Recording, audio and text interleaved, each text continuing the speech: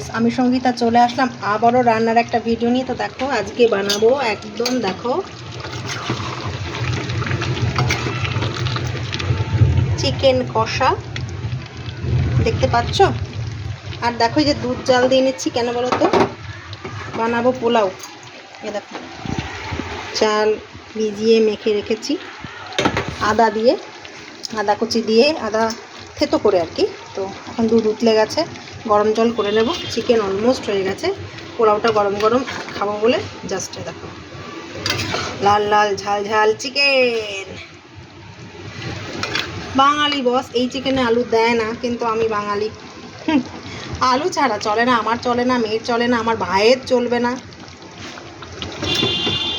তো